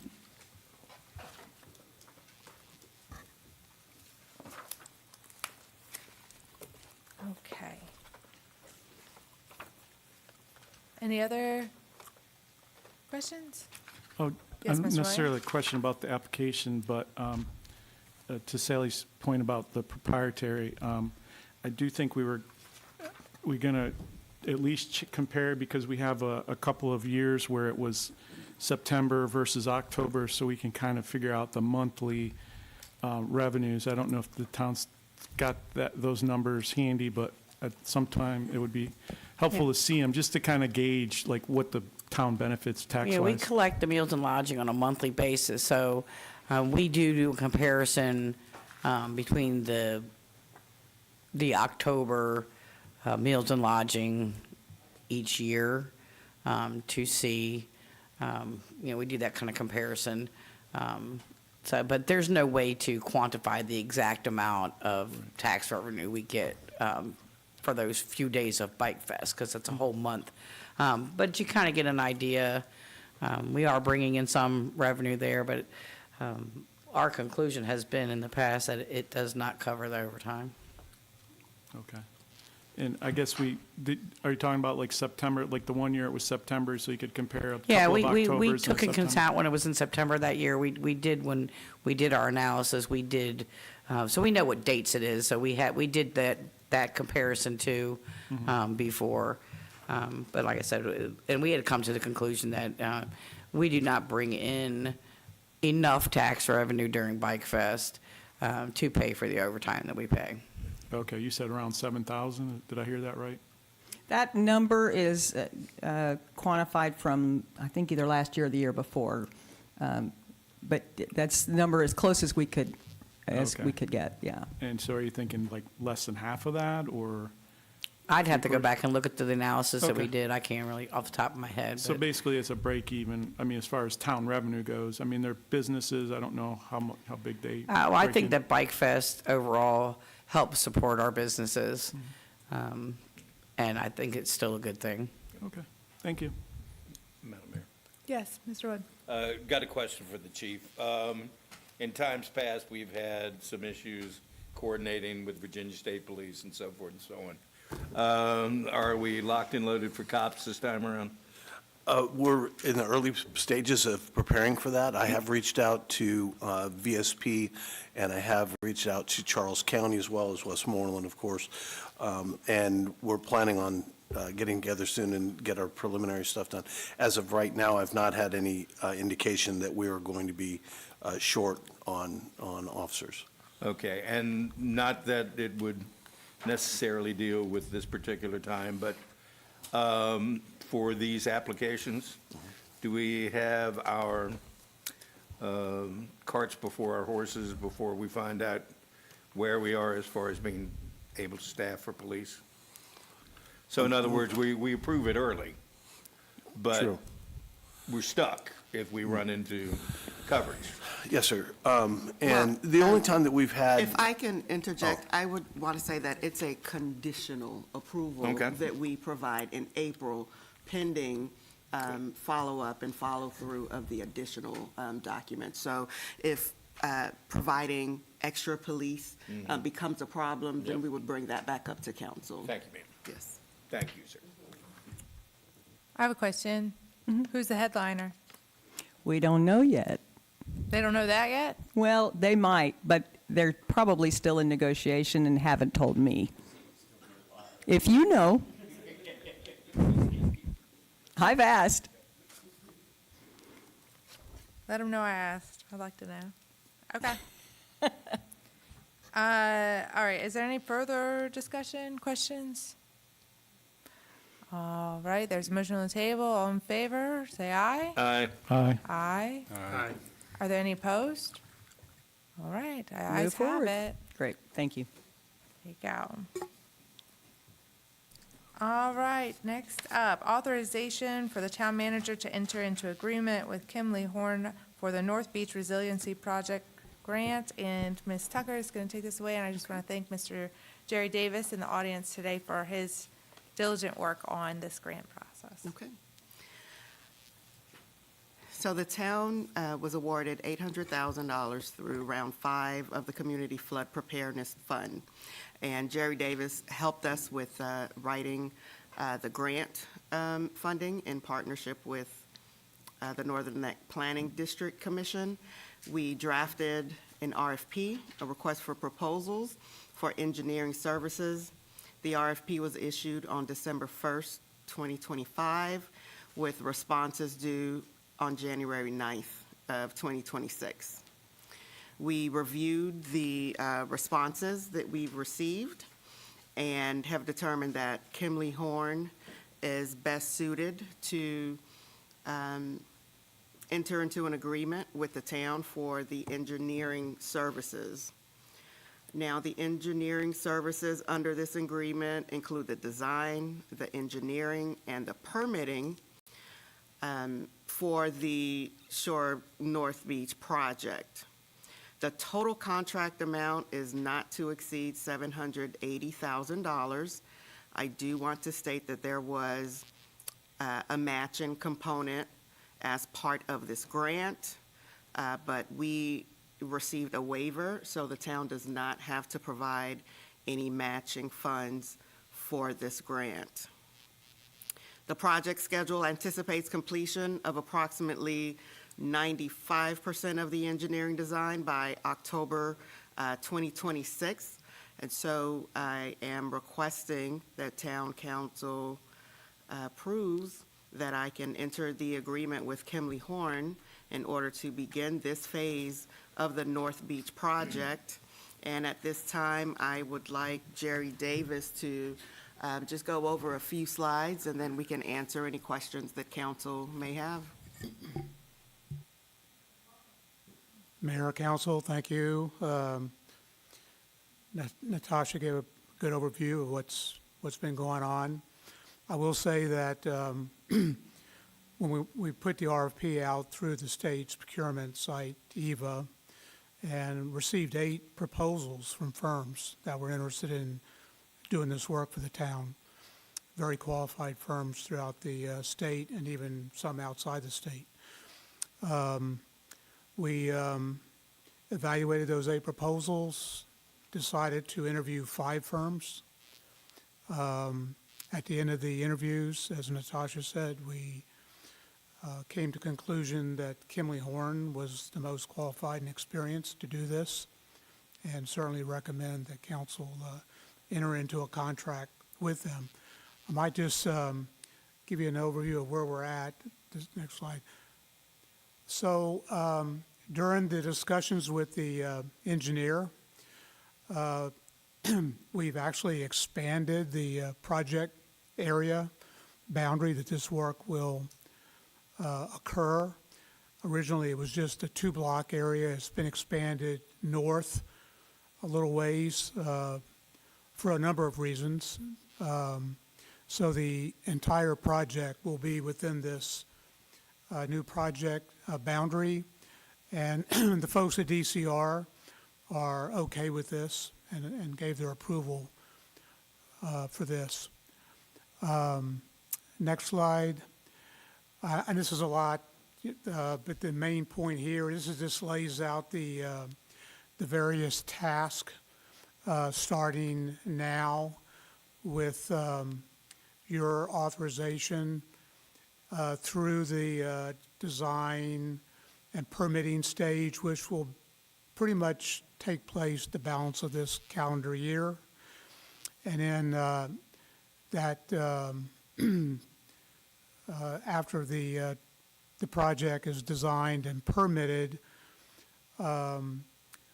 we'll be in a position to put an application in for the construction monies, which would most likely be through this same source of funding, the Flood Resiliency Program through DCR.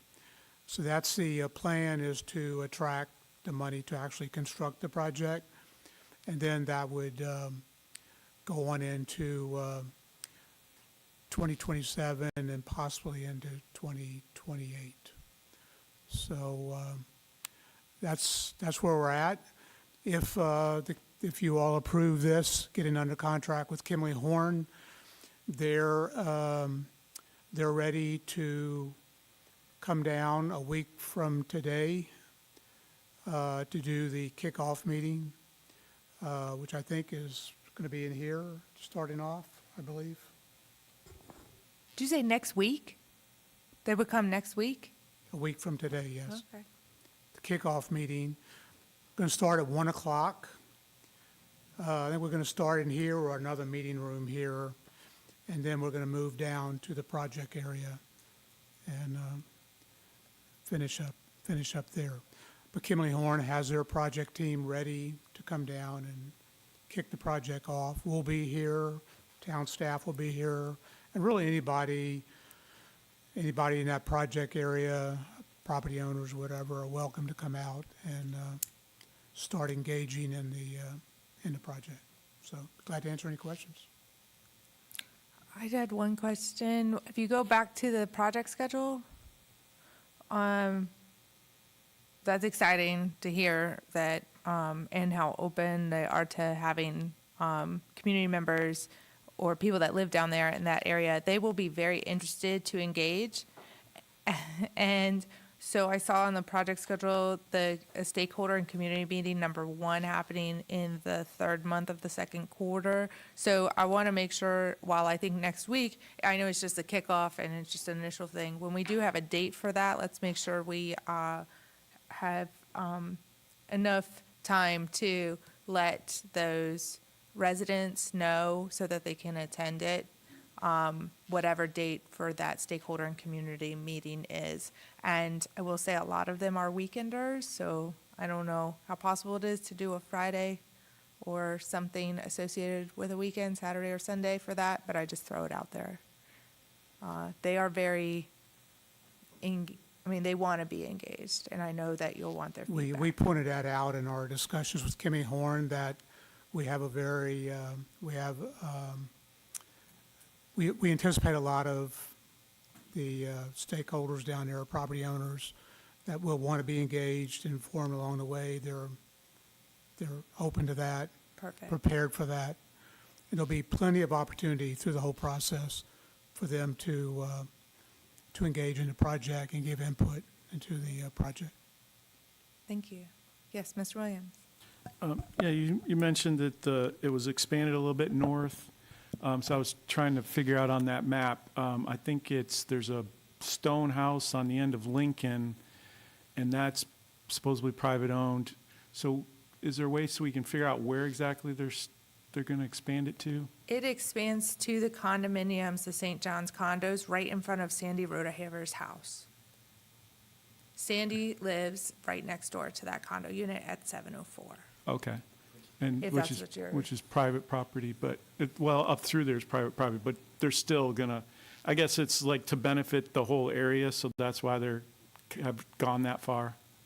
Yeah, during when the engineers, so as we were discussing the scope of work and everything, I know they came down and met with Kyler and his Public Works Director on site, just so they made sure they understood, because all this has a strong stormwater management element to this, what's being done down there. So they wanted to make sure they understood the current infrastructure, what may need to be necessary as far as improvements. So I think a lot of those discussions is why that project area was ultimately expanded, because of the stormwater. Yeah, I know there was a couple Management. of houses that, well, one washed away and the other one almost washed away right there at that northern tip there, so that's probably not a bad idea. On the southern side, I know we've got the American Legion. I guess it's gonna, even though that's private property there, I guess it's gonna kind of, because our beach is right on the other side of the Legion's property. So I guess my question is it seems like when the Legion built that jetty or whatever you call it out there, that it, built up the sand where they're at, and then the rest of it kind of eroded away. So I guess they're going to kind of address that as a whole. Well, they have to. Yeah. Yeah, they have to address all existing conditions and make sure everything is working together. I think when I was here the last time, when we were kicking this off, or after the grant was awarded, the town had a preliminary design for this project performed in 2015 by a local firm. By the way, those were one of the firms we interviewed. They put in a proposal to do the final design. But so that sort of, well, and after that preliminary design that firm did, the Baltimore District Corps of Engineers did some work that concluded about a year ago, maybe a little before that. But they did a scoping study, and they also looked at the preliminary engineering that had been done and existing conditions, and they looked at this area to see if this was something the Baltimore district would want to do the design and engineering and potential project. They concluded their study in that they would not do that. So that's what led to the effort to try to pursue the project through DCR's flood resiliency program. Okay. So I really appreciate it. This is it's great progress. The community's been, asking for this for a while. I guess my only other question is, this contract is a lot of pages, and admittedly, I haven't gone through it with a fine-tooth comb. And sometimes the town has had issues with contracts. Is there anything in here that's like going to put the town in any kind of danger? your town attorney did a thorough review of the contract, and And it's benefit to town. I went through the contract and made some recommended changes, and we went back and forth a little bit and decided on a contract. I think this is a reasonable contract for what they're doing, and they're very specific about what they will do, which impressed me. Okay. All right, thank you, appreciate it. Any other questions? Comments? All right, do we have a motion for the authorization to enter into the agreement? Do I have a second? All right, second. All in favor? Aye. Oh, wait, do I need a roll call vote? That would be good, but also, there's a resolution that authorizes Natasha to sign the contract, or she's not available, Kyler to sign it, so I think you need that also. So, You want me to read it? No, you don't have to read it. Oh, I mean, you okay. just- Resolution The main thing's the last 17. paragraph. Yeah, 17-26, it's in our packets, authorizing the town manager to enter the agreement. And the last paragraph is, now therefore, the town council, through this resolution, does hereby approve the agreement and authorize Natasha Tucker as town manager, or if she's not available, Kyra Brower as the assistant town manager, to sign the agreement on behalf of the town council and the town. So just that part there? right. Okay. But that is the same motion, because we have motion to authorize it in Or accordance do with you need a the- separate motion? No. Yeah, you're just clarifying. I would do a roll call, though. All right.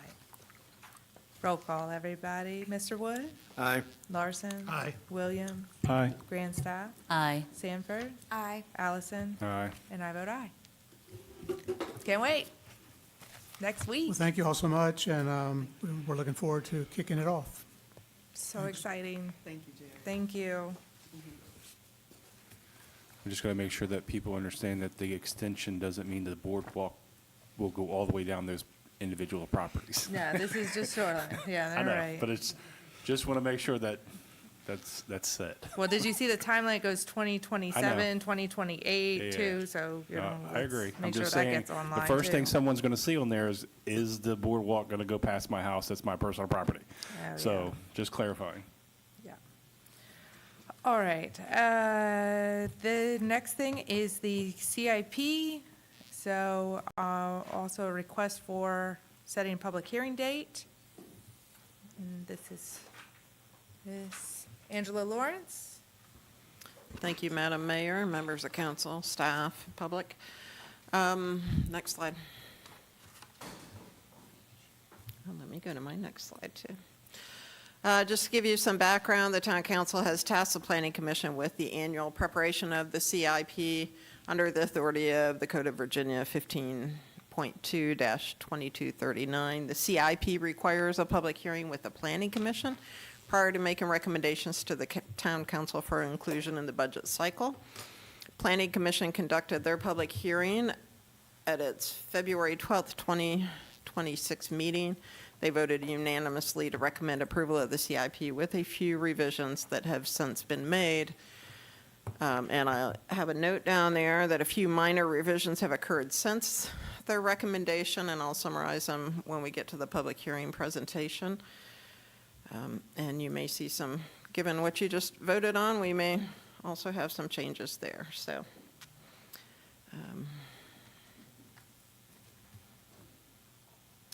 The CIP is a 5-year plan that serves as a guide for financial decisions, annual budgeting, and the coordination of major public investments in the preservation and expansion of the town's infrastructure.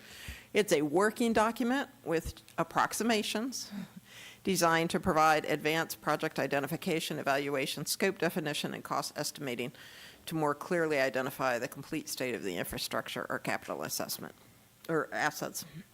It shows how Colonial Beach plans to address its public facility needs and the best method for paying for them with the town's fiscal capacity. And you'll see some of the changes that have been made this year are that we didn't always include the total cost of a project if it was grant funded, and you'll see this year we are including the total investment, whether it's town, grant, or some other form of payment. The town's comprehensive plan supports the town's commitment to infrastructure maintenance and enhancement, which I know is a goal of the council. The town's capital needs can take the form of buildings, roads and sidewalks, equipment, vehicles, water, wastewater,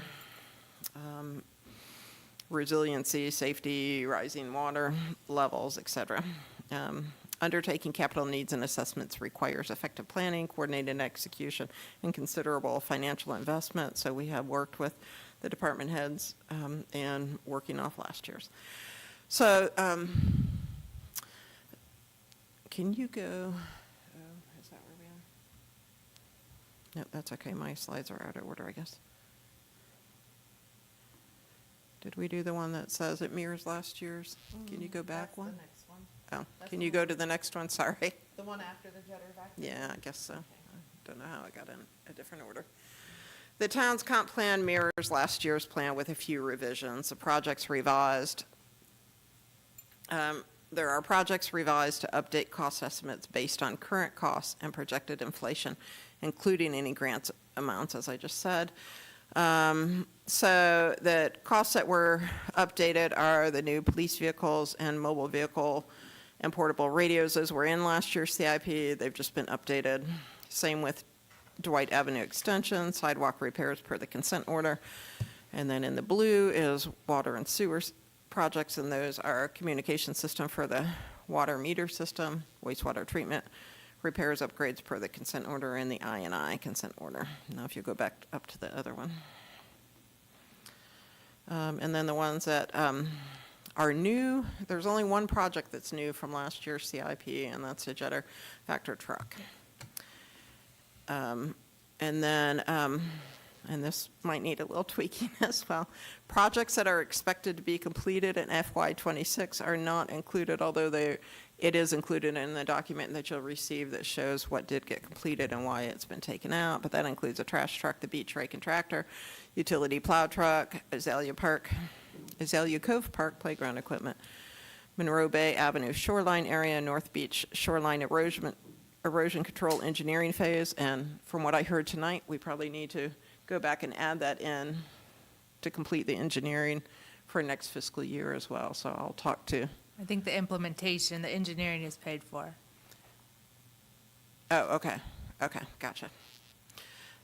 Eleanor Park, I didn't know if that was reimbursed. Okay, so Eleanor Park Phase 1 has been completed, or hopefully will be by June 30th. Dennison Well abandonment and the generator upgrade. So you guys did a lot of work this year, and those will be moved out of the chart. We are adding the school CIP as an appendix to the CIP, as they have requested, and to give the public an idea of all the capital improvements all in one document. So tonight's recommendation is just to authorize the advertisement of the public hearing for the FY 2731 Capital Improvement Program CIP for the May 6th work session. Of course, we'll do a full presentation then ahead of the public hearing, and council will not take action on it that night. So, any questions? Yes, Mr. Larson? First, we heard in the financial update that the Dennison Well abandonment project hadn't been started yet. Is that going to get done in this fiscal year? That's my intention. Okay, so it's appropriate to pull it out then, okay. And then one quick note just on the memo that came in our packet. the summary says authorization for public hearing requested, blah, blah, blah, CIP for inclusion in the budget. I don't think that's really what you're asking us to do. Well, so, I just yeah. want to make that statement for You clarification. can take that out if you want. That's wording from the state code. So, Okay. but yeah, you all do your own public hearing and vote on the CIP separately and that. So, yeah, you can change that recommendation. Any other questions or comments? Do we have a motion to set the public hearing for the May date? Oh, sorry. I do have a question. Mr. Williams.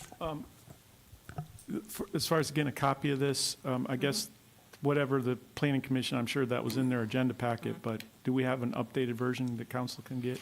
We do. I just have a couple of those outstanding projects, including the North Beach, that I wanted to Okay. add in. It will definitely be available before the advertisement hits. Well, But hopefully we sooner. will send it to you prior to your packet, I Yeah. believe, and that it will be available to the public as well. Okay. Were there any major? Currently, it's on the website under the Planning Commission, but we can, Were there any major corrections or updates from the planning commission last? at their meeting, Yeah. no, there were some things where maybe a report didn't match with the item number and things like that. And like I said, there's been a couple of updated cost estimates just based on what we know from this year and projecting out inflation. Okay, something to get us started then. Thank you, Yeah, appreciate it. again, it's a program plan. It's not, you're not going to get the exact cost for everything, but it's our best estimate 5 years ahead of time. Okay, so now do we have a motion to request for the public hearing at the May 6th, is that right? Yep, so moved. Okay. Is there a second to that? Second. Right. Any further discussion? All in favor, say aye. Aye. Aye. Aye. Any opposed? Okay, well, a lot of public hearings at the next meeting. With that, we will adjourn tonight at 8:18 PM. Everybody have a wonderful Wednesday evening.